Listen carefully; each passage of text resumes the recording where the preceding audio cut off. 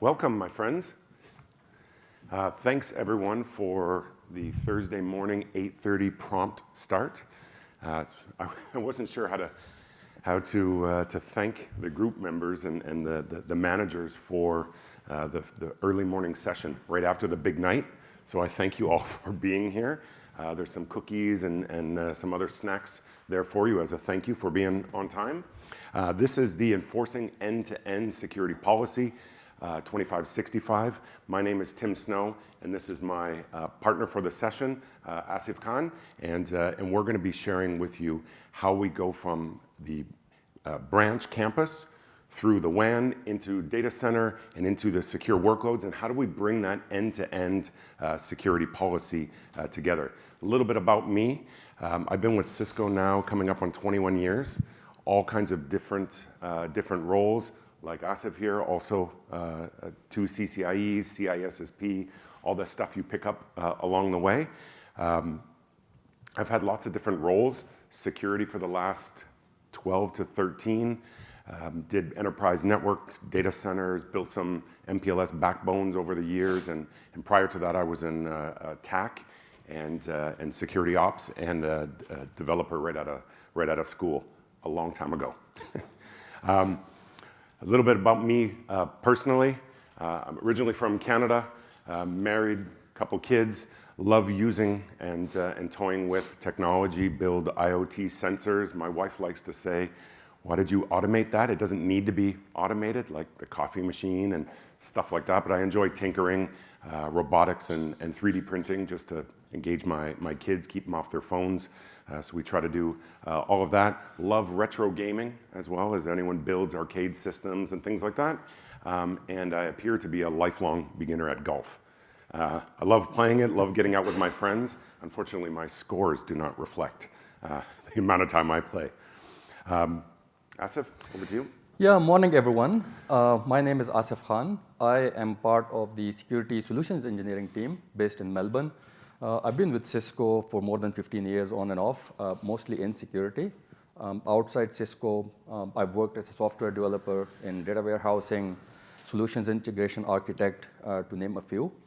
And yeah, when I'm outside the technology world, I love spending time outdoors doing cycling, rollerblading, hiking, running, anything outdoors basically. And I'm passionate about learning about new places and new cultures. So whenever I get time, I try to travel as much as I can. So yeah, that's me. All right. I think get started. I love the complete disconnect from technology, right? Yes. Hiking, rollerblading, all the stuff that doesn't need, well, maybe a GPS, I suppose. So standard housekeeping stuff. I'm sure you've all heard this many times. So we really do ask for you to submit your surveys. Well, that's how we're judged on that, and we may not get invited back.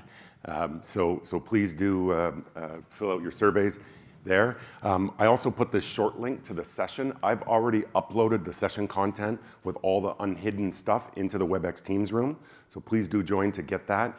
We'll be posting some videos and other things later on throughout the day. If you have questions, we will also monitor that space. So if you want to reach out to us, anything we covered, questions, anything that wasn't clear, we'll heap on that, and you'll also have our contact information in there as well, should you wish to follow up on this session or whatever. So we do ask that you fill that out.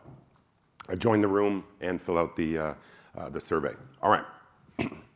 So why are we here? We've been talking throughout the week about infrastructure, how security plays a huge part in interconnecting the things that are on our network. We will often be talking about subjects and resources, especially if you're familiar with things like NIST, RMF, ISO, CISA, DoD models. We'll be talking about all those things. How do we interconnect the things on our network and do it in a secure way? Right? So why do we want to interconnect those things? We've got users to applications. We've got applications to applications. We've got our business connecting to our users, right? Our end customers. We need to do security right, because if not, we all know what can happen, right? Not just being in the newspaper, but it could be an existential hit to our business, right? Stock price down, people resign because bad things happen. And so what we're going to be talking about today is trying to take all these things that are connected into our into our environment and secure that architecture using the infrastructure, using additional capabilities, linking that to the SOC, understanding our workloads. So we're going to try and do something a little bit different in this session and truly go end to end. So we're going to be talking about networking and policy and WAN and SSE and data center and all of that. So I hope that's what you signed up for. Hopefully the abstract was clear enough to what we're going to cover. So all of this stuff, again, is the subject to the resource, and we're going to focus on a lot of these services in the middle. Again, if you have any questions, we've got the room open. So we've been talking about zero trust and the ideas around zero trust for a while. Just as a quick review, because I'm going to use these same concepts throughout the whole day. So the first part, how do we establish trust? We need to look at how do I understand the who and the what is on my network. If I don't know who and the what, how do I apply appropriate policy? So it all starts with some level of authentication. That could be device profiling, could be active user authentication, 802.1x, all of those technologies, but we need to be able to establish that trust. So we authenticate first. Once we know what the device is, know what the user is, we can then enforce trust in the network. Okay? What could that be? Well, it could be some sort of policy like maybe it's a VLAN, maybe it's an access list, maybe it's some other restriction that you have in your network based on that level of trust. Okay? So we understand who and what's connected, then we apply policy, segmentation, et cetera, in the network. We don't stop there. We have to be continuously watching to make sure that trust is never broken, right? Or the system does something strange, right? Say, for example, if I've got a medical device, I plug it into the network, I use some sort of static VLAN, and I say, it's there forever. What if it starts doing something strange and I have no way to detect that? What if somebody's hijacked the MAC address or the IP and started doing something strange on the network?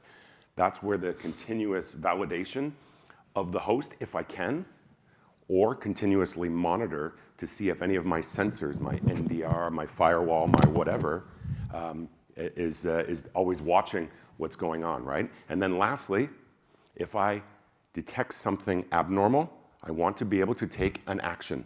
And the action is based on the capabilities you have in your infrastructure. It could be a host isolation. It could be a network change. It could be a firewall rule change. It could be a workflow that you run, whatever it happens to be. So this is the idea of the zero trust life cycle. Pretty clear? We're going to use this throughout. Even when Asif is talking about inside the data center, we use the same kind of idea. Understand what my applications are. If I don't know what I have, how do I apply policy? So we're going to try and fix that unknown piece and then be able to apply that policy. So starting with the network infrastructure, what are some of the common issues that I hear from customers across the region? They say, managing my network is difficult. I've got all kinds of different versions and variations of platforms. I've got multi-vendor. I don't know what version of software. How do I do configuration revisioning? How do I do role-based access? Many of you may have these same sort of problems, right? We call them kind of day zero, day one network operations pieces. Then, from that infrastructure, that trusted layer, how do I start to layer on additional services like segmentation? If I've got disparate controls throughout my environment, how do I get flow data from that infrastructure? How do I learn what that is and start to profile and apply a policy? So knowing who and what's on my network, where are they, what are they doing, and what's the policy that they should have, right? So these are the constructs that we should be looking at as it relates to zero trust. So many of you may have something like this right now, this kind of sprawl of everything everywhere, fingers crossed. I see a lot of people nodding, right? What we're going to try and do today is we're going to look to see that how can we understand what those devices are, who those users are, try to classify them, and we'll be talking about machine learning and AI classification and all that stuff rather than manually, but get these into groups. Once I have them into some sort of manageable group, I can then apply policy for those groups and watch and make sure they don't go against what I think is normal policy, right? That behavioral analytics. okay? So once I classify these devices, put them into the appropriate groups, then I can start to enforce that inside the infrastructure, okay? So we'll be talking about VLANs, ACLs, and SGTs. Hopefully everyone's heard of group tags. It's not necessarily something you have to impose in network traffic, but we'll be talking about how do we use that in SD-WAN, firewalls, up to SASE in the data center, that sort of thing, okay? So we've got our devices, they connect into our secure network. When they plug in, when they associate to wireless, when they connect to VPN, I need to know what is the device, who is the user, and then maybe some additional services like NAC, posture, hygiene checks, those sorts of things, right? Optional, right? But they connect into the network. So I've got a user, Bob or Jane or Sally, they connect into the network. I know what the device is, who the user is. If it's a wired port, I know they're within 100 meters of where that port is. If they're connected to wireless, maybe I even do wireless radio triangulation. So I know the doctor's on this floor, or he or she is on this floor, and I can do policy on that too. Okay, so knowing who and what is on the infrastructure. I apply that policy inside the campus in this example. I can then take that and start looking at how it comes into my SD-WAN, okay? So I may say, Bob is tag blue, my cameras are gray, this contractor is yellow, okay? So I look at that and how do I apply it into the infrastructure?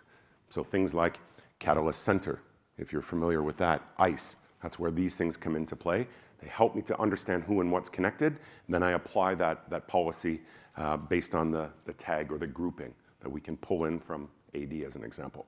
When that traffic, when the user wants to go out of the branch and the traffic hits my WAN, I have some options here. I can leverage something like Meraki.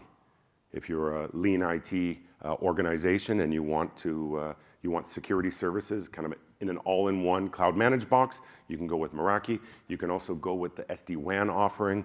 Today we're going to focus on firepower because it's a security session. But all of these have SD-WAN capabilities. They can connect up to the cloud, connect back to your data center. They can also use that tag information.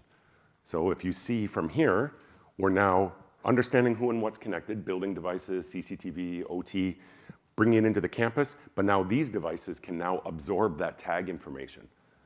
So what does that do? That allows us to understand from the furthest most reaches of our access network, where is this user? What is that device? Typically, these devices would have no idea what those are. It wouldn't know user Bob is connected to floor switch building C and in his cube. They would have no idea, right? They just see IP addresses. So now we're extending that identity to these policy enforcement devices, okay? Oops. Now, if we connect up to the cloud, we've heard of SASE and SSE. We now have a way to be able to bring that tagging information up to the cloud. You maybe think, okay, why is that relevant? Think about if I have a camera here on premises in my branch and it needs cloud access. Maybe that's where the vendor does the management of those systems, or that's where the DVR is located. I don't want to create a policy up in there, up in the SSE cloud to say this IP address. Why? What if a user had that IP? Or what if something else did? So now I can take that tag information and absorb it up in SSE to say cameras can only talk to this one IP, which is the DVR system. Okay, so I'm bringing in that identity from, again, the access layer up into the cloud. Same thing goes for over the WAN. I can now take my data center edge or perimeter firewall and grab this access layer identity and absorb it into the data center to say, user Bob, everything's looking good, Bob's hygiene is good, PC is looking good, he's authenticated normal time of day, he's done MFA, his phone is near his laptop, Bluetooth low energy, all that good stuff, Bob's good to go. The data center firewall now has that knowledge that Bob is in group blue because everything is good today, let him in. Because if not, this firewall will be looking at what? IP addresses. Who is 10.10. Whatever, right? Okay, moving forward, we can now bring that into the data center fabric. You've heard of ACI, okay, as an example. So we can take that group tagging or that SGT and map that to ACI fabric. So now I can say this user Bob is in finance. he should only be able to access finance apps, not HR apps. Sure, you can do it at a firewall, but this just gives another option. Same thing goes if I've got app A to app A, or app B, and they're both in the same group. I can use that type of policy, endpoint groups, to be able to say that they're allowed to talk. And if they try to talk to C, that may be a violation or something I want to take action on. Okay? That is also applicable in private and public clouds, and I can bring that information down into the workload. So we're stretching this all the way into the actual workload piece. When we talk about physical servers, virtual servers, containers, those sorts of things, this information can be used as well and shared. Okay?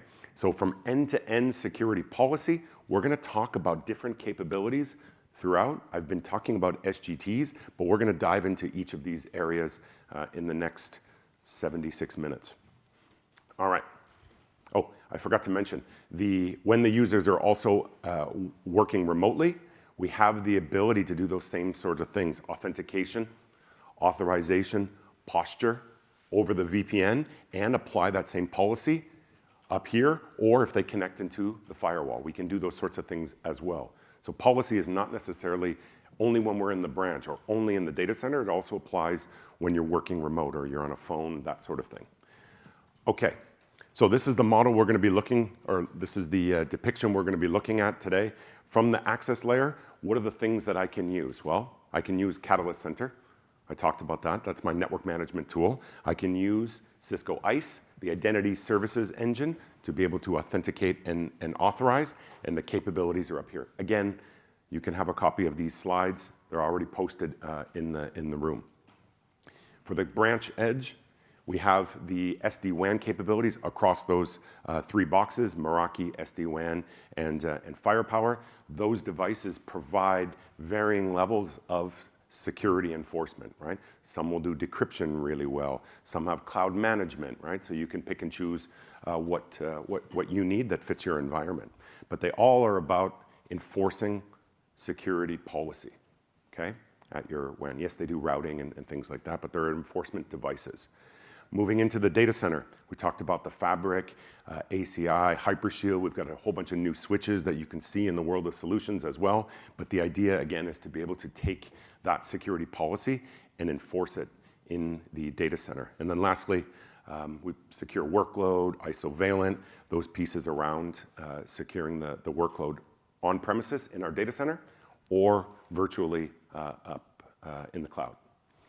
All right. And then the SSE part, again, I just talked about when the users are working remote, or if I want to connect my branches to a central location in the cloud and provide these higher level services that maybe I don't have in the firewall. Okay, so let's look at the access layer. So going back to that model, can the identity be trusted?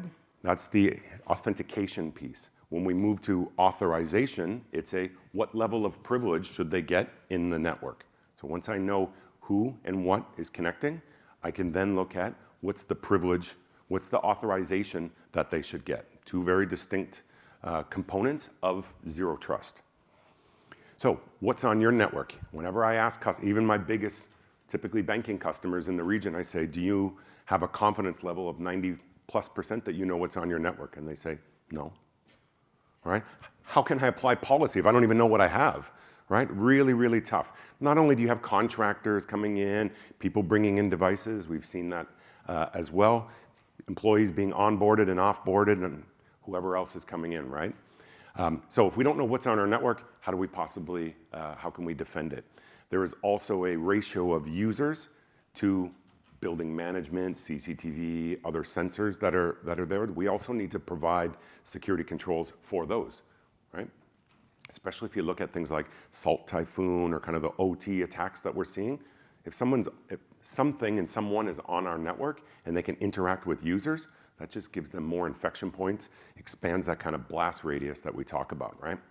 Okay, so the main idea is understanding who and what's there, profiling, being able to do segmentation services based on those devices. If we know it's a user device, that's where we get into compliance checking and hygiene validation, that sort of thing. Okay, so the main goal is to reduce this piece, the unknown unknowns. That's what we don't want. okay? So we want to try and get them to a known so we know what that device is. And there's a couple different ways that we can do it. So for the threat, non-user devices, we want to be able to provide confined access or restricted access, right? If you're in manufacturing, maybe you follow something like the Purdue model, right? If you're in healthcare, you know that you don't want your patients being able to talk to medical carts directly, right?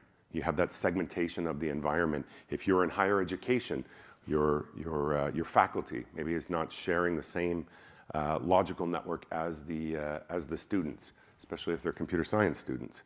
And so you want to be able to separate and segment those environments. Okay, so that's the confined access part. All right, unauthorized entry, right? I was talking with a customer yesterday in oil and gas, and they have rigs. They typically don't have visitors, right, coming up and just saying, hey, I'm here. But they do have unknown devices that maybe a vendor brought in and is installed in the network, connected their own 5G, or however they're doing it, or hiding other devices behind a portable AP, something like that. So this unauthorized devices, we need to be fairly strict at what we do. And then if something's compromised, again, you have many sensors in your environment, IDS, IPS, NDR, firewalls, host-based stuff, all of those things. I need the network to be involved in the enforcement, right? Especially if I don't have endpoint software on there, I've got no other way to enforce it, or BYOD as an example. All right, so what does the network do for us? Okay, I know this is a security session. We'll stop the trusted network stuff in a moment, but the main idea is we've got that trusted anchor, that secured infrastructure where I know what do I have, my switches, my routers, my APs, my VPNs. I know what version of software they're running, right? So I need a central dashboard to be able to look at what version of software. If a vendor gives me a cert notification saying this switch, that version of software has a vulnerability and you should be aware of it, so you can make the decision, am I actually at risk, or is that a separate management network that has a firewall? Maybe my risk is reduced, right? So that's the trusted infrastructure. Once I do that, day zero, day one operations, I can start to layer additional services on that secure infrastructure, but I need the base, right? So compliance, validation, segmentation, those are all services in a secure network. If I can get telemetry and analytics without having to place taps and sensors, even better, right? We've got NetFlow, JFlow, SFlow, IPFix, all those good things, all that telemetry from the infrastructure. I can use that to do things like NDR, network detection and response, to look for things acting strange, okay? And then lastly, if I see them, that SOC response, so bringing it all together. So Catalyst Center does all of that. I'm not going to read the slides to you, but the main idea is that centralized management to be able to know what infrastructure I have, the versioning, all of that good stuff is there, and then I can provide those higher level services. So the first one we're going to be talking about is endpoint analytics. How many of you knew that the infrastructure can help us to identify, profile, and segment autonomously? Okay, so that is Catalyst Center, just built, it's native to the platform. So what we're doing is we're trying to go from this unknowns, we don't even know what's there, to what is the device and what profile should it get? Is it a camera? Is it a OT sensor, HVAC kind of thing? So we can use the infrastructure and the infrastructure management to help me classify by itself, okay? So this is the idea. Once I know what it is, I can then start to classify. So let's take a look at this. This will be applicable if any of you are in healthcare, but substitute your big unmovable device, whatever it is in your environment. So in this case, it's a CT scanner. And this CT scanner, obviously, is huge because we go into it, right? So you've got the scanner unmovable. It's got a MAC address. Well, so could my adversary, right? Somebody could unplug that cable. If you look at Hack5's little smart jack things, very easy. You plug the device into it, and it plugs into the network, and it sees everything, right? It's just kind of passive, right? So adversaries could, if you're only using MAC addresses, they could be the one to say, hey, I have a MAC address too. Give me all the access that the CT scanner does, right? And hopefully if your segmentation is done properly, that scanner can only talk to the imaging server. But of course, not everyone does that, and this device could have full access to the data center, right? So the thing comes into the network, we go, if we're just doing MAC addresses, it could be a problem. Fortunately enough, Catalyst Center has this ability to understand and grab flow data from the network and helps me provide policy into the infrastructure. So I bring this in and I say, okay, what type of, using NBAR is a protocol suite inside the switches to look at the packets, basically. So we're looking at the packets and saying, oh, okay, this is DICOM, something, something, whatever protocol it's using, that looks right. Okay? If it starts to do HTTP requests into my data center or ping, it's probably not the scanner anymore, it's someone else, right? So that's where we're going beyond just MAC addresses into packets on the network to look for this and say, okay, now I know that it's not that person because it's got all of these things. Again, I'm building my trust level based on checks that I'm doing, right? So I can say, I trust that that's a scanner a little bit more than just the MAC address of a whatever network card that's on there, right? So this is built in. This is the endpoint analytics. What it's helping me to do is go from these unknowns into machine learned group endpoints. We say machine learned, meaning we get the profile and we can send it up to the cloud as an option, and we kind of crowdsource to say, okay, I know what those devices are. Or we use third-party feeds from some of our partners, and we understand what are the different types of devices in the medical environment or in the OT or oil and gas or whatever industry you happen to be in. So these systems can then have a better profile and have a better understanding of what's connected to the network. So once I have that, I can create the rules to say the scanner can only talk to the imaging server, or this type of camera can only talk to the CCTV server, and that's it. It changes IP in the network, doesn't matter. The policy follows that device. So even if it moves rooms, maybe not the scanner example, right? Hopefully it doesn't move rooms, but we could be talking about medical carts, right? Or wheelchairs, or whatever it happens to be, if they have some intelligence in them, right? So whatever happens to move, we can monitor it and then apply those labels in the infrastructure to restrict that policy. So we're trying to reduce that unknown piece, right? Here's just an example of the cloud source one. As we learn of new devices, you can create your own, of course, and if you share them, we all get better knowledge of that. Okay? You can use that, take those recommendations and say, yes, those are indeed cameras. They look like this, they present like this, therefore they are cameras. But if they deviate, that's where we talk about some of the next components, right? So we authenticate these and authorize those based on what we see. So in this case, if that adversary presented the same MAC address, but they're doing something different, maybe they start doing those pings or whatever, and we say that's not the scanner anymore, we can take that action. It could also be that your other sensors in the network, the firewalls and whatnot, also say, hey, that thing is doing something different. Okay, so it's not an only infrastructure piece, it's your other sensors as well. So this brings us to the trust score. So we start to take the Catalyst Center and we can link that to something like ICE, right? The Identity Services Engine, which has APIs open so that other systems can talk to it and say, I'm a firewall, I just detected that thing is doing something different or is reaching out to the cloud or whatever, take some action. So my trust level has reduced, right? And then I can restrict access. All right. So ICE is a big part of this.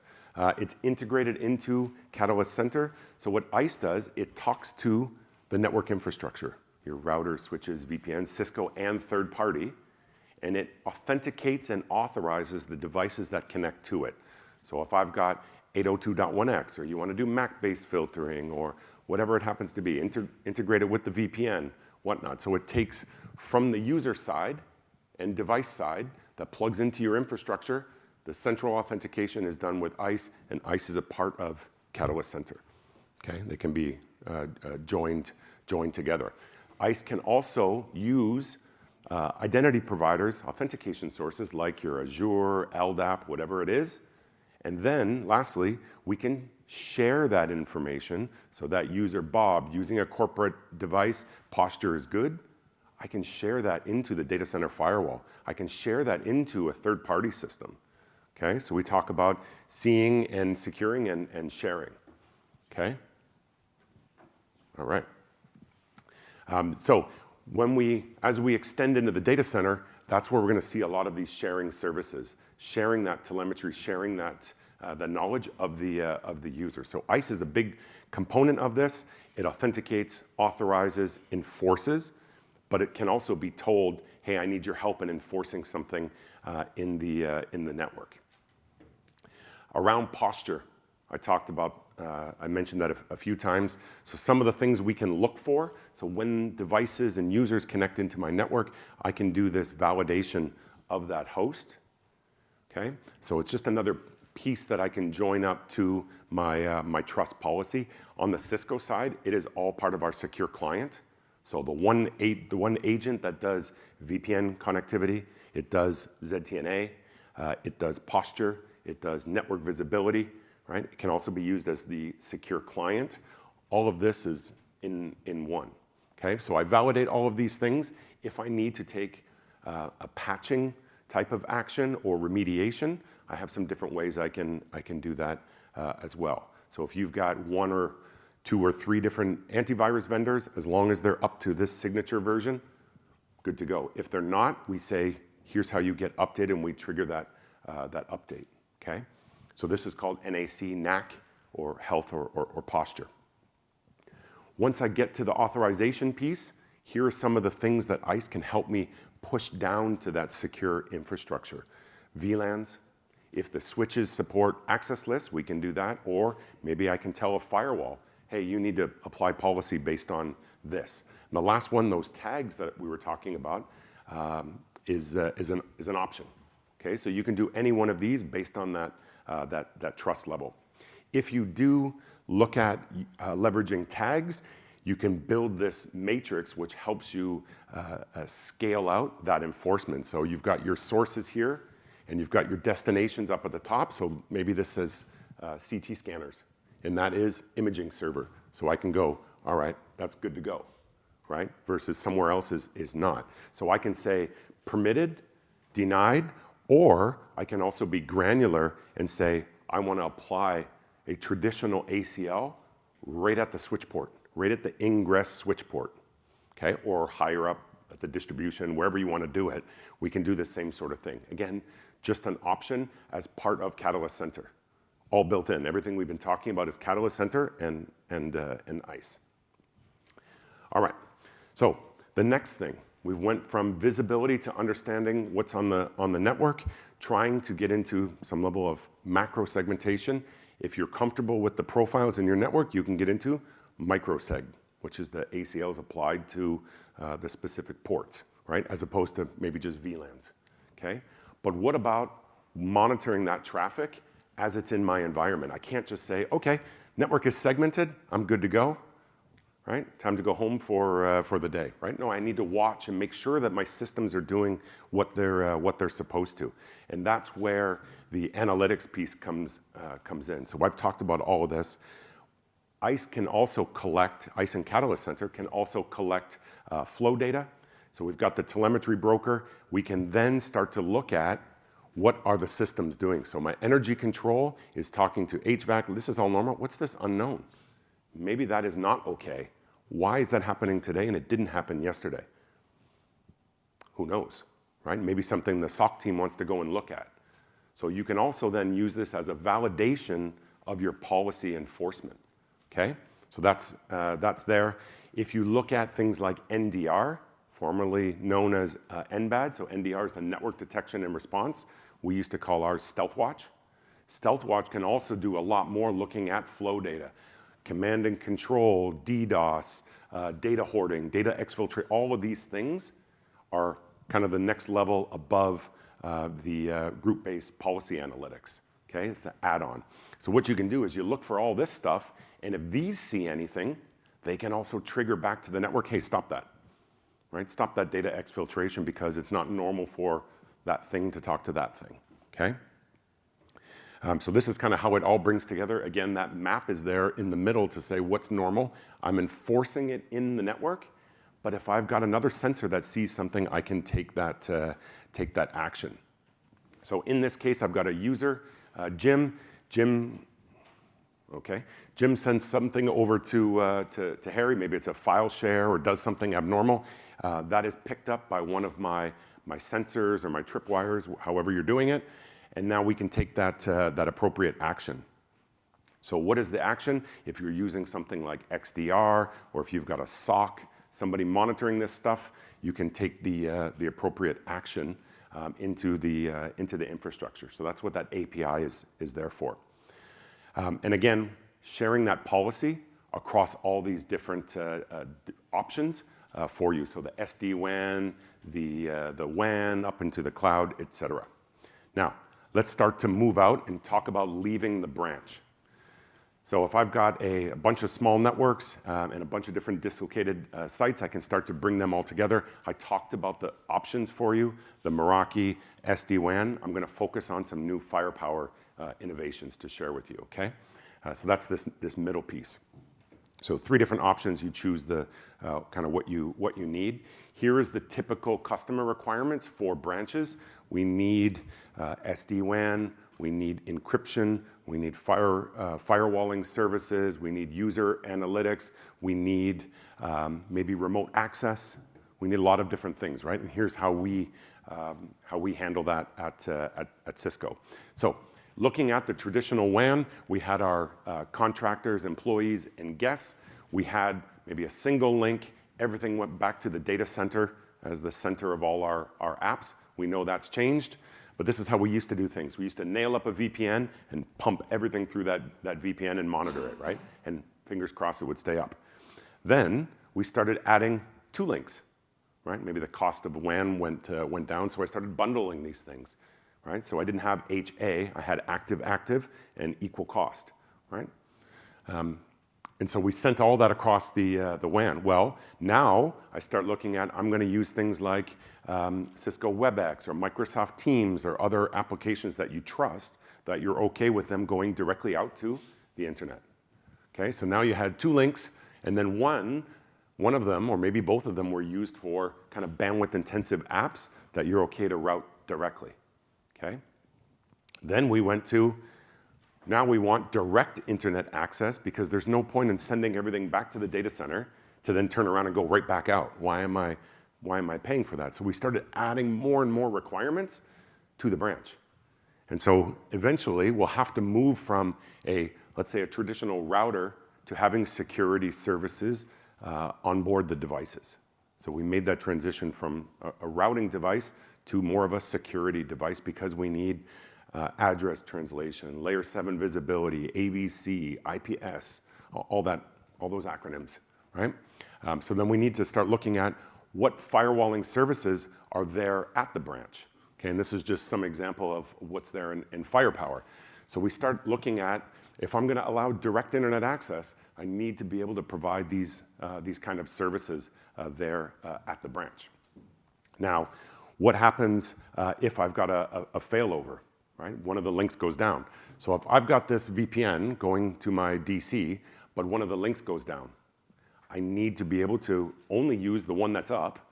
Maybe I need to have some sort of dynamic quality of service to make sure my business apps get better priority than just user internet browsing. I need those capabilities as well. But I need to detect that that link is not stable, or it's not performing well, or there's packet loss, whatever it is, that latency and jitter detection, and say, okay, I'm only going to use my primary link. Okay, that's SD-WAN. So I need these services to be always available. Okay, starting from FTD 7.6, we now added a SD-WAN wizard. First of all, how many people knew that Firepower now has SD-WAN capabilities? That's great. Okay, good, roughly about half. Wonderful. All right. So the SD-WAN capabilities inside Firepower to leverage both of those links. But now we've got an easy-to-use topology wizard where you can just connect up all the things together. Plus, like you can choose hub and spoke, site to site, whatnot, and you've got the ability to monitor right within the wizard and see packets in, packets out, what type of encryption you're using, right? All of that good stuff, so it's right there. But also this last part, which is the SASE connector. So if you're looking at adopting SSE, we can also use this wizard to just say, connect up these 5 branches to my SASE hub in Melbourne or Sydney, wherever it happens to be, and connect up to that. Nice and easy, okay? So that's there. All of the monitoring is there as well. So if you want some base kind of understanding what's up, what's down, what does my latency look like, you can also add your own customizations for detection of applications and their performance. So this is all built into the Firepower Management Center, affectionately called the FMC, right? So all of this is there to monitor. So you see the, can I come back to you? I'm just conscious of the time. Be right there. So all of this is there, so you don't necessarily need an additional tool. You can see your total bandwidth, your latency, and your jitter. Go ahead. Very simple question about the SD-WAN supported now on FTD. Yep.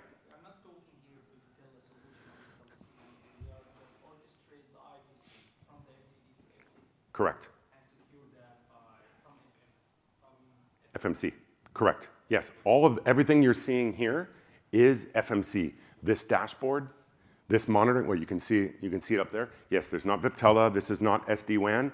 I gave them their one slide, and that's all they're getting. This is Firepower, only Firepower. Okay? All right. So here's the kind of summary of that. You have, if you're into Meraki and you want lean IT cloud managed, you can go the Meraki path. If you have an install base of the routing platform, or you mentioned Viptela, that you can use SD-WAN. And we have new 8K series routers that you can also see in the world of solution, the 8100 up to 84, that have firewalling services right on the router. Okay?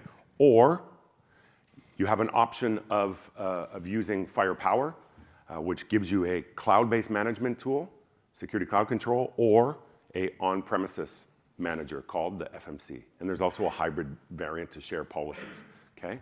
So there's a big difference between those. All right, moving right along, looking at time.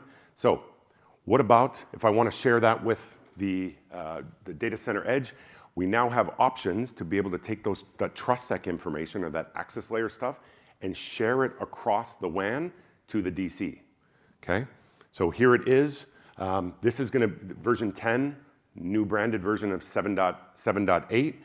We should see this early in the year. And so what this allows us to do is enable this SGT propagation over the WAN. So we take what we learned from the LAN, tag it kind of into the VPN, and share it. Okay.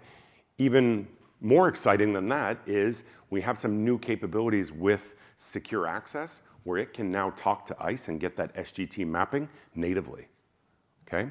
So I've got options that I can integrate my firewall, but I can also have secure access talk directly to ICE and get that mapping. So this is group tags over the tunnel.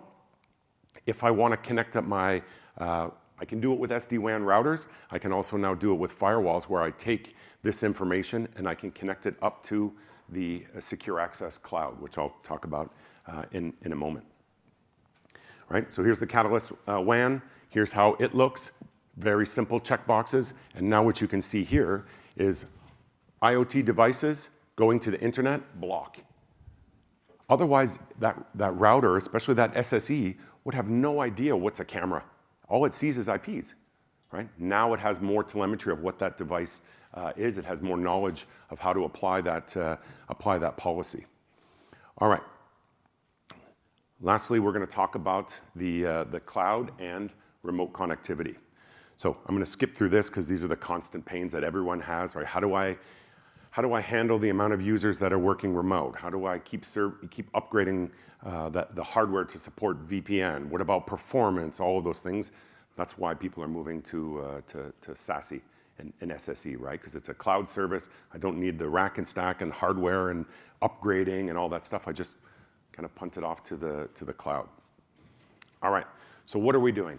We're talking about connecting anything and anyone, wherever they happen to be, including a branch, up to one single connectivity platform with security services. So whether you're talking about a managed device, an unmanaged device, if you've heard of universal zero trust networking, or branches, this is the services in the middle.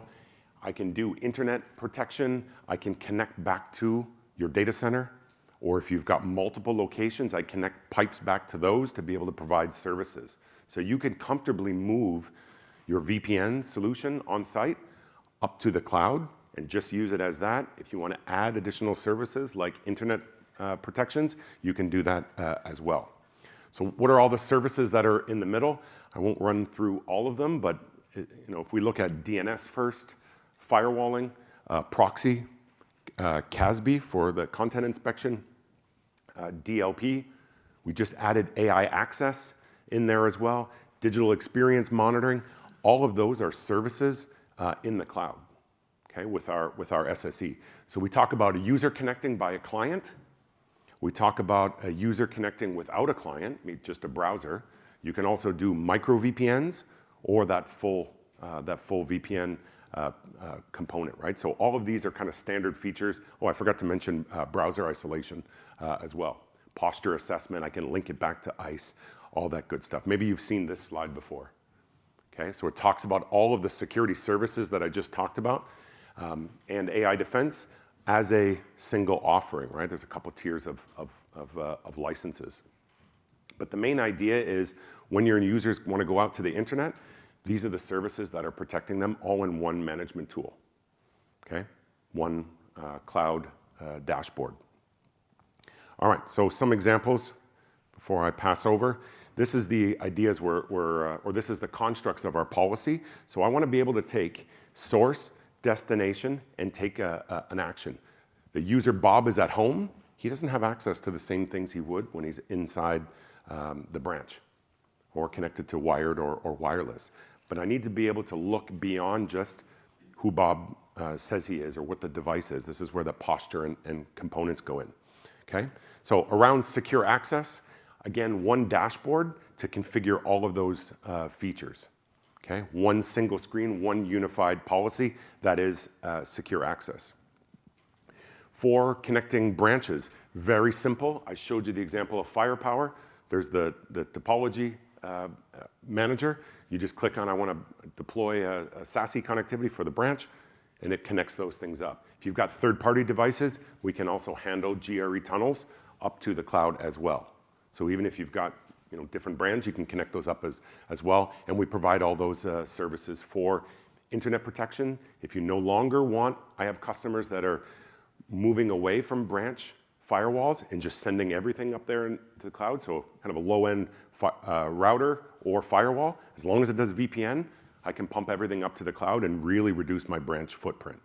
If that's how you want to do it, because we provide all those firewalling services in the cloud. So case number one, I've got a remote worker with a client. I'm just going to build all this out. They connect up to the cloud. We use Anycast routing, so it's whatever cloud or whatever POP we have that's closest. If I'm in Melbourne, I'll connect to Melbourne. If Melbourne's down, I'll go to Sydney. Sydney's down, I go somewhere else closer, right? And it's geographically redundant. So whatever one you need to connect to is where you connect. You roam, you'll connect to the closest one. Policy still follows you.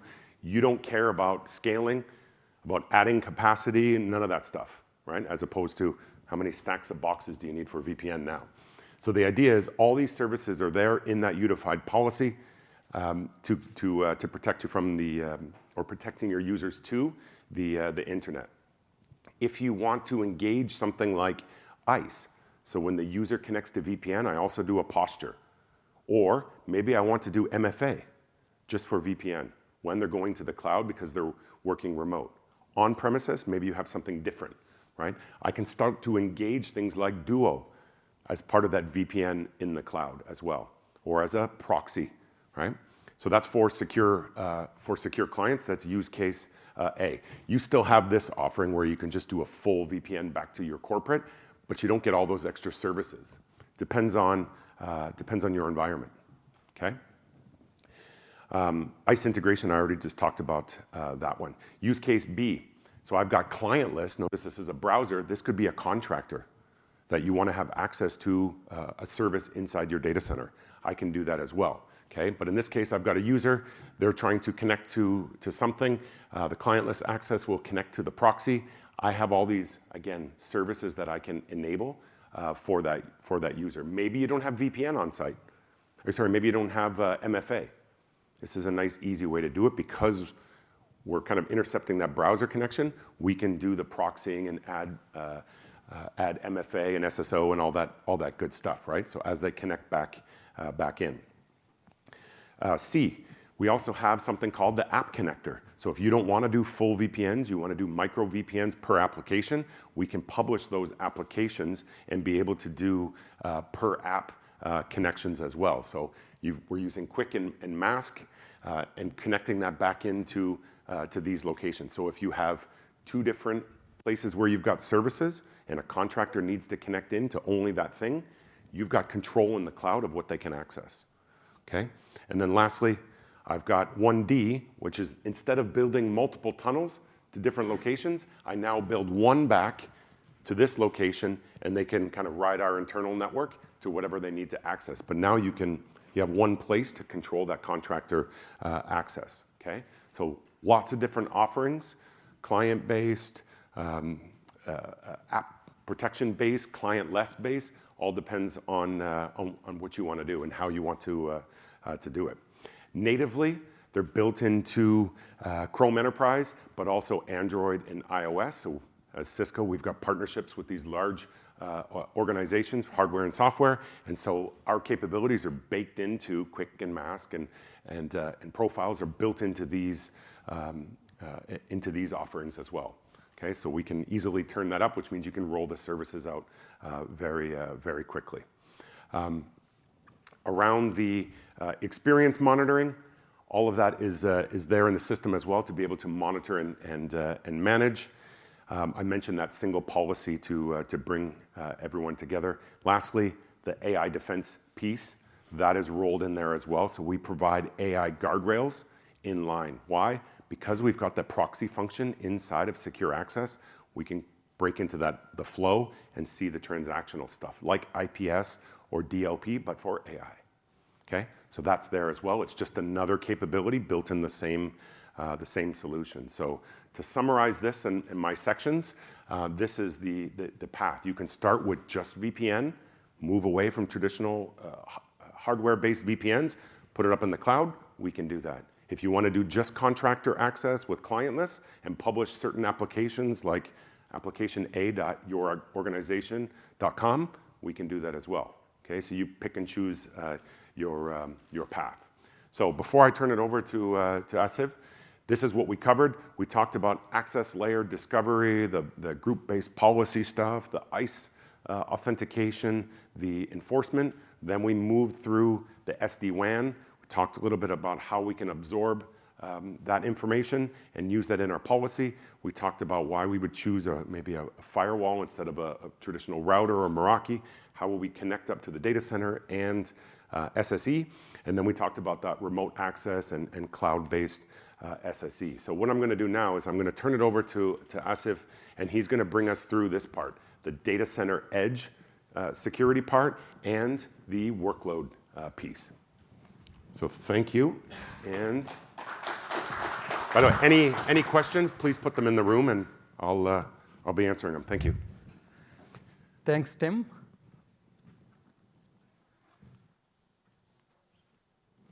All right, so moving into the applications world, right? So very quick recap of how the application hosting environment has changed during the past few decades.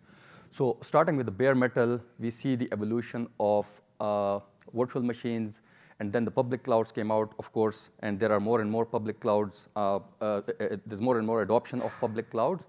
And then we saw that the microservices and containers are becoming more mainstream. So more and more enterprises, they're moving their applications. They're confident to move their applications into containerized and microservices. And during the past few years, we have seen more and more adoption of serverless functions as well. So we all know this, right? But the fun fact is that most of the customers that I work with is they have applications or application components that reside across this infrastructure, across this landscape, right? So the result of that is that if you look, and without an exaggeration, if you look at a modern complex application, that's how the application footprint looks like, right? So the application components are spread across on-prem, across multiple public clouds. There are components of application that are being spun up and down as the demand grows and falls. And then there's a range of third-party communication, two-way party communication through APIs, right? So all of that make the application footprint extremely, extremely complex. Although that was not an exaggeration, but if we look at a simple version of a modern application, most of those elements apply to that as well. So my point is, whether you are a large business or if you're a small business, you will have modern applications which will have that very complex landscape in your application, right? So there will be communication, external communication from various third parties. You will have two-way APIs that you're talking about, and then there will be applications that are spun up and down, right? So there are a few questions, right? One is who owns securing the applications, whether it's the networks team, whether it's the applications team, application security. So we'll not get into that debate as to who owns that, but we will provide you the tools and techniques, and from field experience and working across customers with across different sectors. So we'll give you tools and techniques that helps any team that is leading the initiative, right? So again, what we hear, for example, sometimes when we talk to networks and network security team, they're leading an initiative of security posture uplift, but they tell us that they are facing resistance from the apps team, where they cannot deploy an agent, and for very, very valid concerns, right? So application team may be concerned about the performance implications. They may say that the agent has not gone through red teaming exercise properly. So there is some resistance, and for various reasons, right? Similarly, when we talk to applications team, so they bring their own concerns. They tell us that there is a drive by, for example, application security team, and they're asking us questions, the detailed application flows that we don't know, and there's no way we can know, right? So they have a high-level idea of where the application is talking, but they struggle with that deep level of visibility across different application components. So we'll go through that, and I will not go into the details of the products. You can always, I think, go to the World of Solution, or you can connect with us later if you want a deep dive or a demo. But what I will try is to cast a wider net and share with you as many concerns and how to address those challenges, whether it's the network team or the applications team leading that initiative. So in order to address those concerns, really, what we need to work through two dimensions. One is that we need to have, for robust protection, we need to have layers of defense between the potential source of threat and the target of threat. So Tim already covered the entry point of that potential threat, right, which is the user and the user land, and then how that traffic is carried through to applications through modern network infrastructure. The second dimension that we need to work through is that across these different layers, modern threats requires modern protection, right? So the traditional protocols, the traditional inspection methods that you have, they either may not be sufficient or they may not be practical. We'll see examples of that, right? So we need to introduce modern controls across these different layers. What we'll also see is we need to benefit from the existing network fabric to enforce or reinforce those controls. Again, we'll see examples of that, just like we saw in the user land. We'll see how we can make use of that in the application land as well. So starting with the data center parameter, and by the way, data center parameter is as important as it always was, right? So I'm sure most of you will agree, medium to large size enterprises, that your crown jewels, you would want to keep them within your control, within your data centers. We also have a lot of customers who are moving their sensitive applications, if they move them to the cloud, back to the data center. So it is as relevant as before. However, there are elements or there are control points within the data center that are not practical anymore to control them using traditional methods, right? So there are usually two requirements when it comes to border protection or firewalls for border protection. There are infrastructure requirements. So these firewalls need to be high throughput, so they don't introduce any bottleneck in the traffic flow. They need to be high available, et cetera. From security point of view, the main function of these border firewalls is that to enforce access control policy. So I think anyone from network team, or if you have been working with firewalls, what happens is that over the period of time, if you are maintaining that access control policies using IP addresses, you will have thousands or hundreds of thousands. I actually, without any exaggeration, I have customers in the service provider space whose access control policies are millions of lines of list of IP addresses. So that's not practical, right? Why that's not practical is, especially when you go to the cloud world, there are new applications dynamically being spun up. So is it practical to maintain that using IP addresses? Or whenever there's a new service, new IP address, you will have to go through the change management each time to introduce a new line for that IP address. It's just not practical. So we need to find a way of writing those access control policies using dynamic identities, right? So we'll see how do we do that. And also, if we look at the security threats that are facing those applications, excuse me. So what we need to do there is, as we know that most of the traffic, almost all of the traffic is encrypted these days. So how do we, and it's not always, excuse me. All right, that's good. So it's not always practical to decrypt that traffic, right? While we have capable hardware now, which we can decrypt the traffic using, for example, ASICs, but there will be instances where we cannot always decrypt the traffic, right? So because of performance impact, because of compliance reasons, and also if, for example, sometimes, I'm sure you would have opened cases with Cisco TAC, where they tell you that if you want to download software, if you have any SSL decryption in between, that will fail. So there will always be instances where you cannot decrypt the traffic. So what we have introduced in our firewalls is one feature called Encrypted Visibility Engine, which provides you with two things, right? Two key things. One is it will detect the applications without decrypting it. So now you have a list of applications, and you can selectively decrypt the traffic.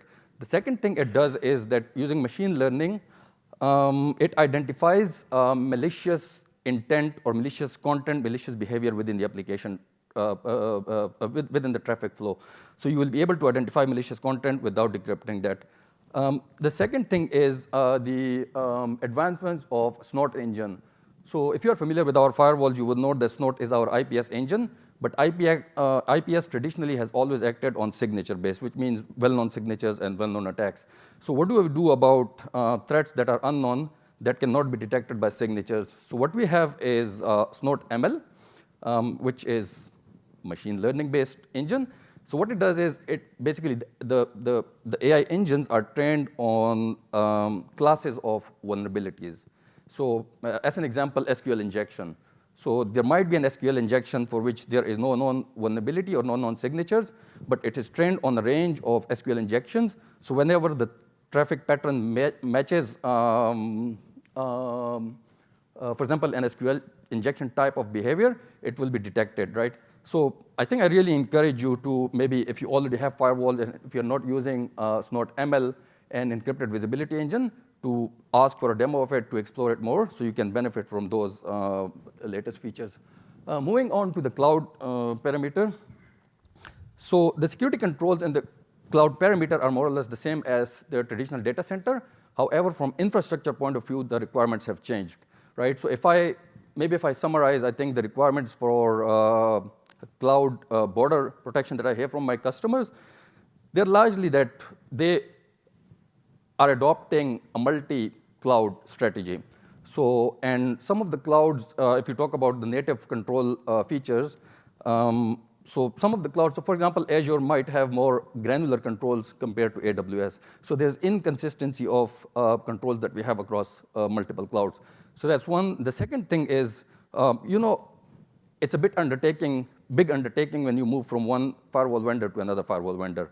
So same applies to the cloud as well, right? So if you have presence in AWS and you are moving to Azure or GCP, now your team needs to know the details of those clouds as well, right? So they need to have hands-on experience to be able to apply those policies to those clouds as well. So that's the second challenge that they bring up.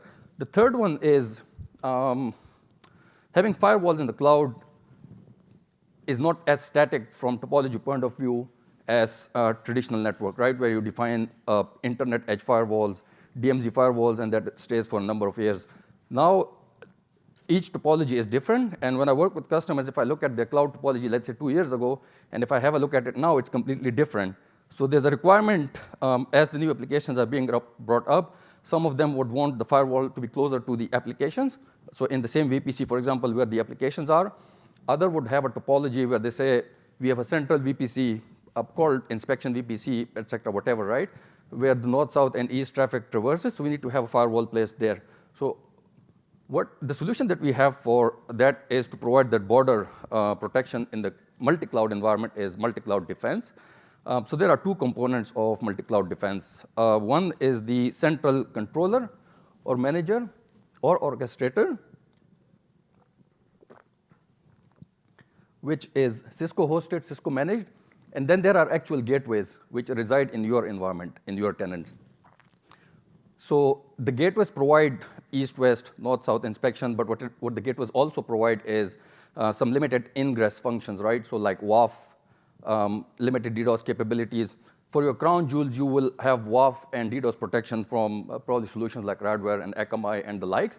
But if you have applications which are still not protected by those WAF mechanisms, and you need a cost-effective solution, so again, we do provide, using multi-cloud defense gateways, those ingress functions as well. And also, in order to make the software as uniform as possible everywhere, we have also introduced FTDVs. So if you have FTDs in your environment and you want a similar software for your cloud protection as well, so now FTDVs can be managed and orchestrated by multi-cloud defense as well. So again, there's the option of the native multi-cloud defense gateways, or you can use FTDVs as well as your cloud gateways. So as I mentioned, the security controls requirements are more or less the same. I think where it gets more complex is how do we fulfill the requirements of auto-scaling up and down, placement of firewalls dynamically, either closer to the application or at a central VPC layer. So multi-cloud defense is not only a powerful security orchestrator, it's a very powerful network orchestrator as well. So it will orchestrate all these network elements for you as well. You don't have to trust me. Ask for a demo, or if I think if you still have time, you go to World of Solutions and ask for a demo of multi-cloud defense, and particularly focus on the network, the cloud network functions that it orchestrates for you. So that's one feature that really is highly appreciated by when I have these discussions with my customers. All right, so moving on, now we have the perimeter defenses, but as I mentioned, the access control policies that we have, right? So it's no longer practical to have those access control policies maintained using IP addresses. How do we make use of dynamic identities as we did in the user land? So a lot of focus has gone in the user land to make those dynamic identities using SGTs, making use of groups that we derive, for example, from Active Directory or directory services. So we'll see how do we make use of that in the applications world as well. And also, how do we use fabric security controls to reinforce those security controls using the existing fabrics that you have. This is a snapshot from our firewall, one of the firewalls. But what it shows here is that you have access control policy, and the conditions on the access control policy is anything but IP addresses. So it's based on user groups, it's based on labels, it's based on application types, application profiles, for example. So how do we derive these dynamic identities? So we'll make use of the existing sources of information that you have, right? So starting with what we call as dynamic attribute connector. So this has existed for a number of years, but even though a lot of our customers do have our firewall, they're not making use of it, right? So what it does is it will use the existing attributes from the workloads that are on public clouds or from the SaaS applications.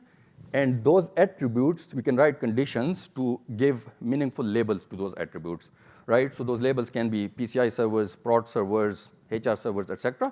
And then you can use those labels in your policies, so you don't have to write IP addresses anymore. When those attributes change, the new labels will be dynamically reflected. The new policies will be automatically enforced. Another way of doing this is using ICE. So we saw the use of ICE to use those dynamic attributes, updated context for the users and user devices. Now we'll see how to make use of that for the applications as well. So ICE has connectors for, just like we saw in the previous example, ICE has connectors for public clouds.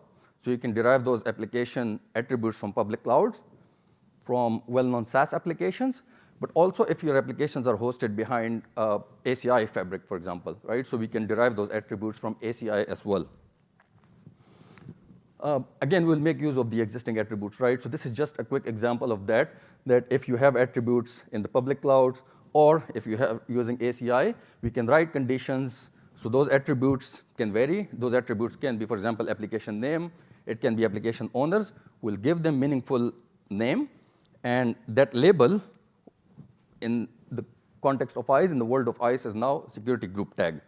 So the result of that will be that Tim covered how do we assign security group tags to the user and user devices.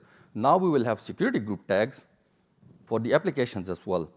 The benefit of security group tags is that it can be shared across your wider ecosystem, right, through PXGrid, which is an open standard. So those tags can be shared not only with Cisco security enforcement points, but also your network fabric, also the third-party firewalls. So I think some of the very well-known firewall vendors, non-Cisco firewall vendors, are making use of that. So in the firewall, you can write policies now that are based on dynamic attributes, right? So no longer IP addresses as the attributes change. So for example, what happens usually in the cloud world is that there's an application that runs, which could be staging. So once the testing is completed, once it goes through all the red teaming and all the testing, it could just be as simple as they change the attributes from staging to prod, right? So they will change the name, they will change the ownership, but not necessarily changing where it resides or its IP addresses. So everything else may stay the same. They may just change those attributes. So again, that is impractical to update those access control policies using that. So you'll have to make use of dynamic attributes, and that's really the key benefit of that. Also, what we see here is an example of Nexus dashboard. So if you have Nexus in your environment, again, those SGTs, both for the user world and the applications layer, can be shared. And now you can write policies based on source and destination labels or tags. It's also a very powerful way of visualize if you have security analytics tools like Cisco Secure Analytics or Nexus dashboard. I mean, at a very high level, you can identify anomalies like if there's any communication between staging and internet. So we've seen some exploits of that in the recent past. Or if there's any communication between prod and test environment, for example. So you can quickly pick up on those anomalies and act on that. All right, now moving on. So we have a good level of dynamic border controls or access controls. But obviously, they are not enough. Just the network layer visibility and controls are not enough. What we'll see next is the application level information. So in order to have true application security, we need to have the visibility of the software version, the software packages running, the processes, and to pick up on any anomalies in the process trees and the way process runs as well.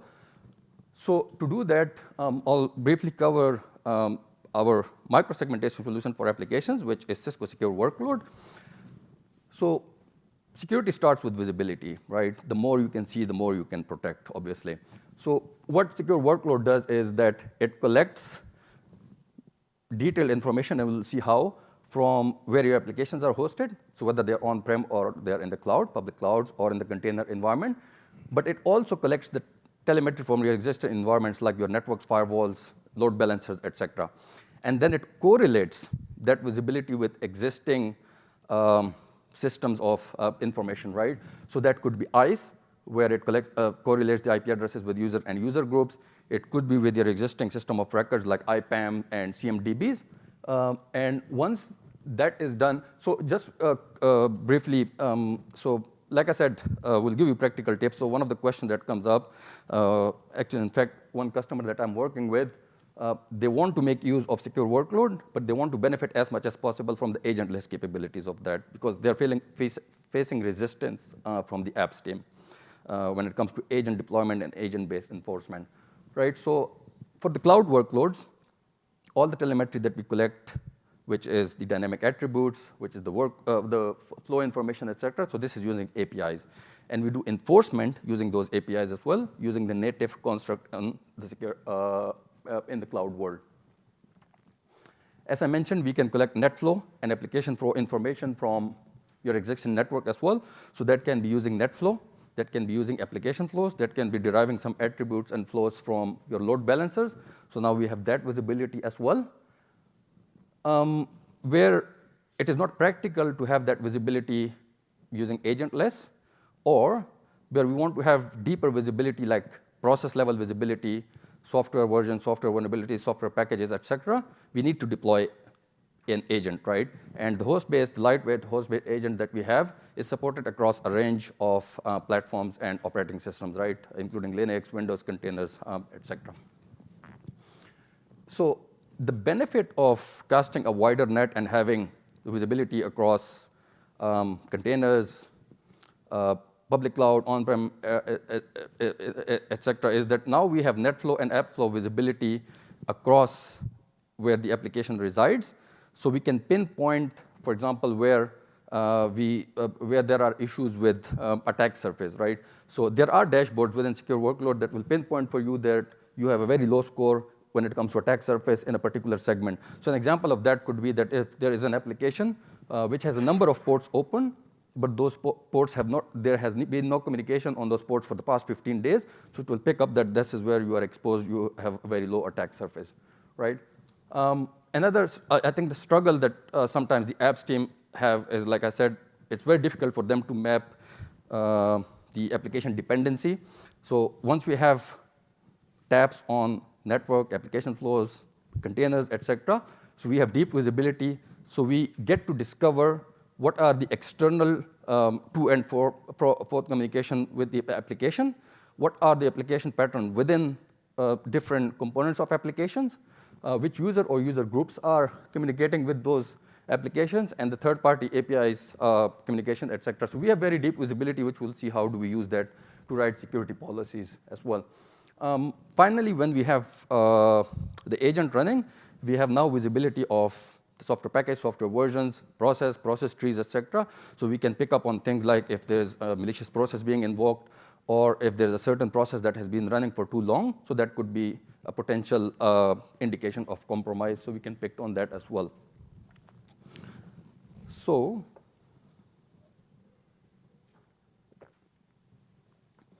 now we have a lot more context about the workload. So it's not just based on IP addresses. No, we have a lot more context. And the benefit of that is that now in writing our policies, we can define scope based on our intent. So the intent could be that there is a requirement that a specific finance app needs to be protected, so we can define our security scope policy based on that. Or the intent could be that all our PCI apps should be immediately protected from a certain vulnerability, right? Or we may want to restrict or have least restrictive access to a particular group of users. So now we are able to define those policies using these different scopes, right? So at a very high level, there might be a policy from InfoSec that there shouldn't be any communication between, let's say, production environment and staging environment. So we can have that policy written at a very coarse level, at a very high level. If there's a new app being introduced, so usually what would happen is that app team will give you the communications between that app and external world and within the application, but that will not be very granular in terms of the different tiers of communications. But you can still use that information and enforce levels of controls and ring fence that application from external world and within that application. As the application security matures and the application security teams kick in, so they will use the information as we saw previously as well. They will have a lot more details. So that's where you can go and have those finer and granular controls within different application tiers, within different applications of components as well. So the point is that it gives you, a lot of projects that I've seen failed is because they go very granular from day one, and then they think it's very complex and they're failed, right? So it's always a good idea to start at top layer, and it gives you that capability to define scope that is at very high level, and as you mature, you go more and more granular. One of the customers that I was working with a few months ago, they had an urgent requirement because of an industry incident that they need to enforce microsegmentation. They had the same challenge that will face resistance from the applications team, but they agreed on a compromise where they were willing to deploy agents for visibility, but not for enforcement, right?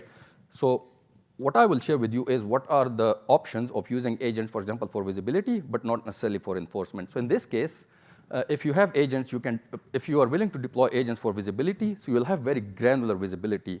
You can write very granular policies, but for enforcement, you can use your network fabric or your upstream network devices, in this case, ACI.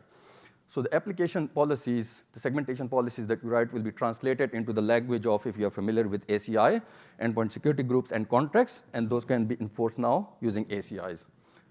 Another example, if you don't have ACIs, you will have firewall upstream somewhere, right? If you have our firewall upstream in the network, and if your applications are segmented into layer 3 domains, so you can enforce those.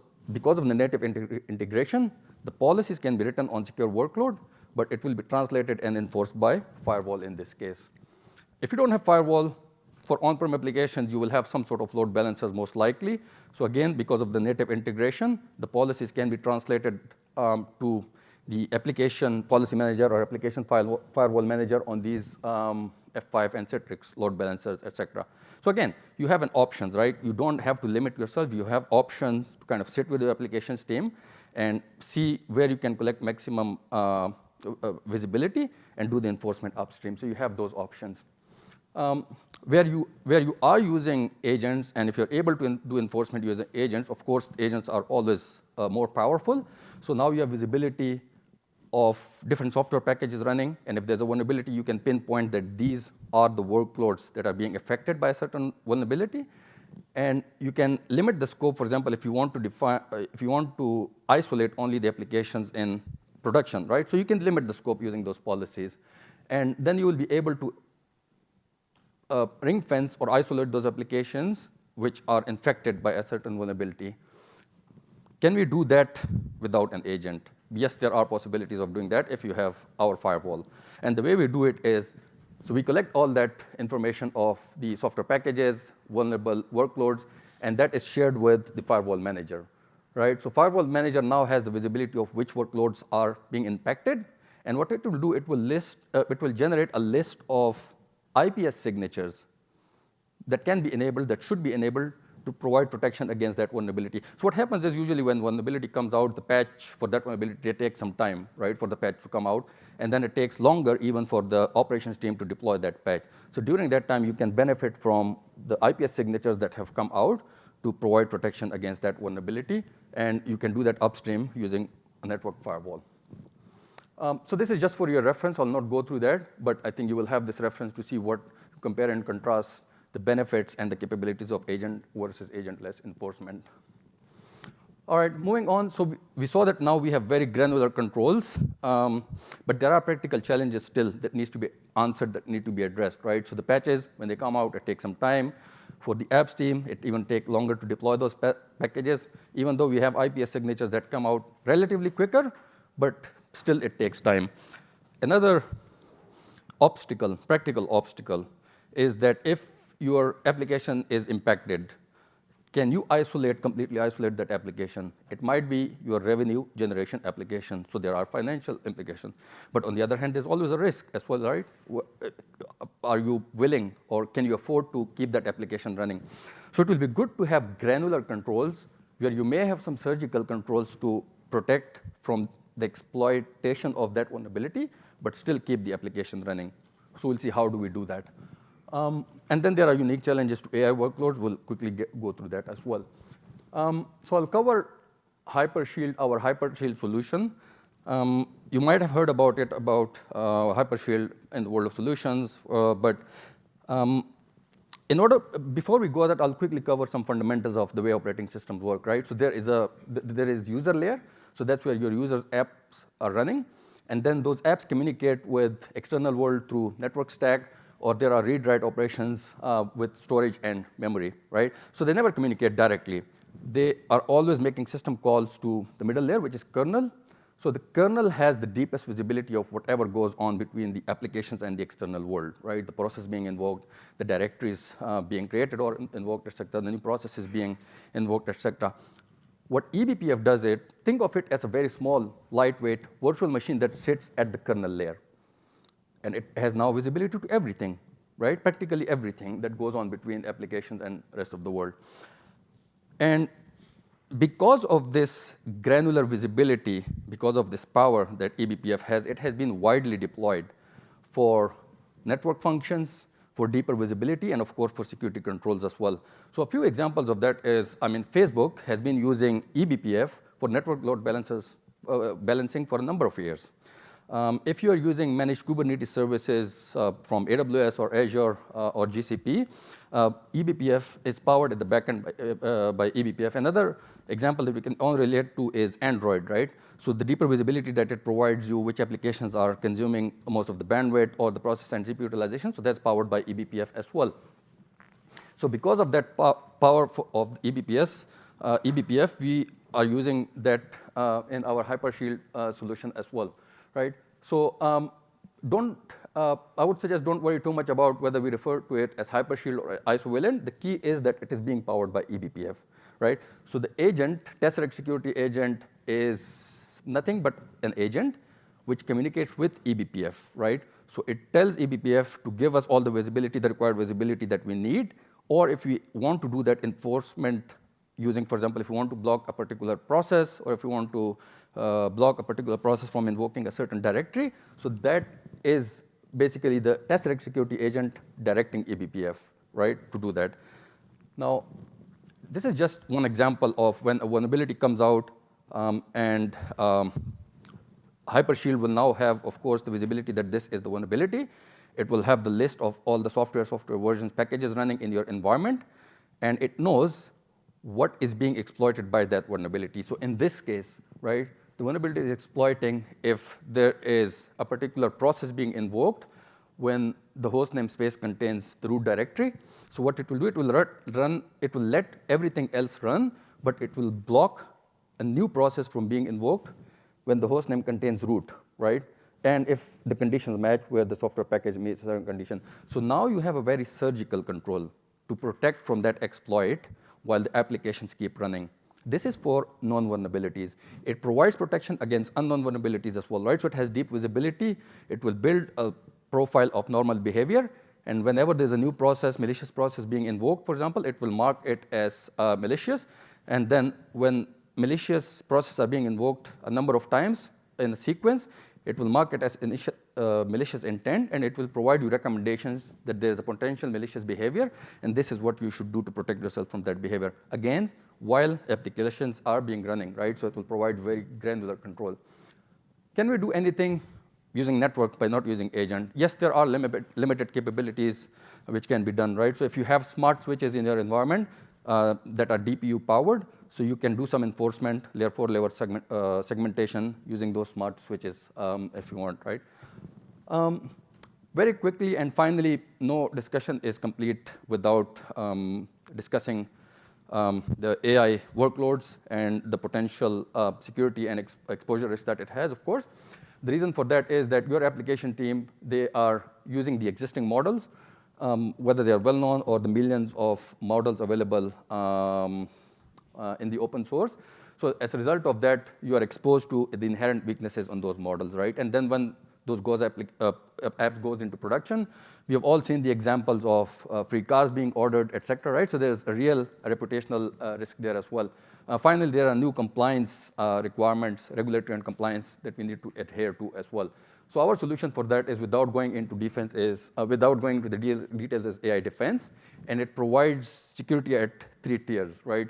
So first of all, it will provide you visibility, and we have seen a lot of customers, they are actually surprised. They think that they're not using a lot of models or AI workloads, but when it does the discovery, there are so many shadow AI apps that are running in the environment and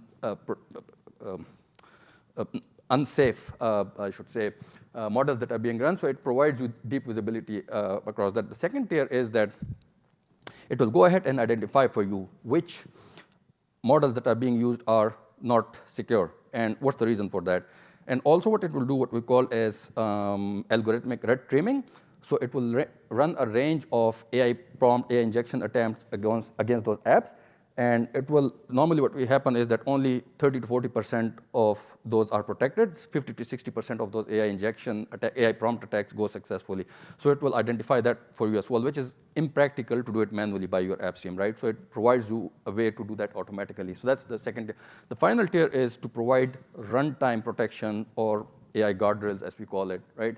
So again, to give you a practical view of how either the application team or the network security team can do it, the AI defense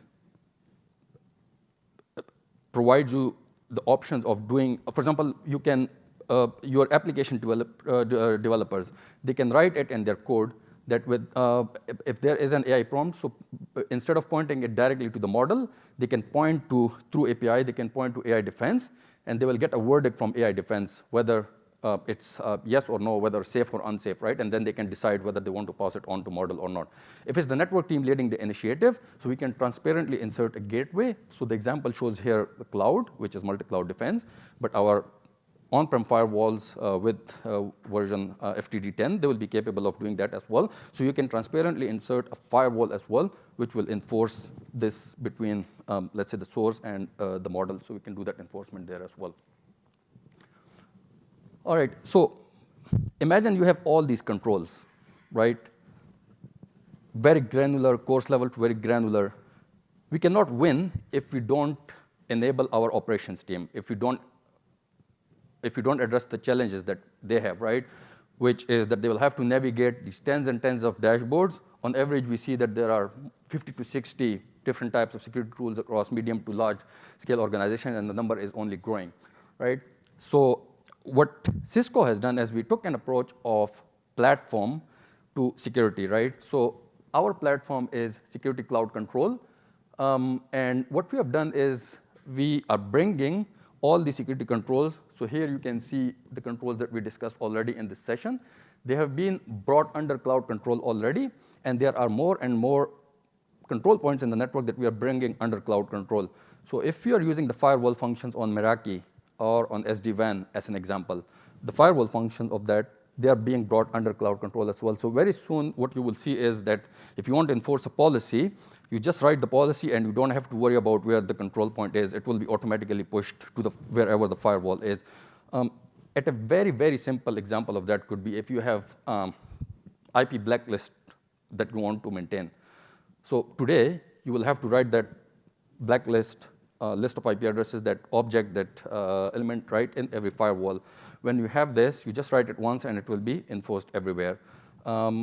So at a company level, at a very high level, there is commitment to that. There are new acquisitions being made to have this policy, intent-based policy, not only being applied to Cisco firewalls, but also to non-Cisco, basically third-party control points as well. So you will see more on that coming up. There's really high-level commitment to that at a company level.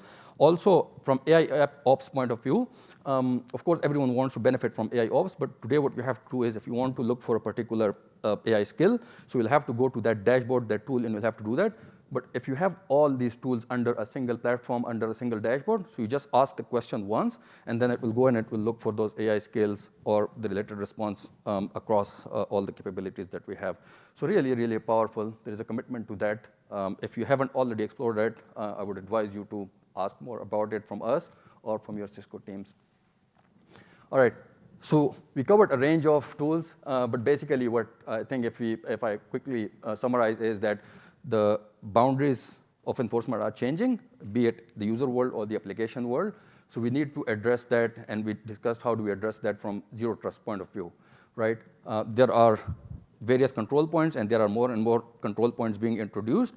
So we saw how do we unify those policy contracts, and how do we enable sharing of that context across various platforms, right? So we can write enforcement based on dynamic identities, based on dynamic context. And finally, how do we bring those various dashboards under a single platform, under a single dashboard to make life easier for security operations? So I hope that was helpful. And before we disperse, may I please remind and request you to provide your feedback that helps us improve our sessions. And we'll be around for if you have any questions. But again, thanks very much for your time on early morning on Thursday.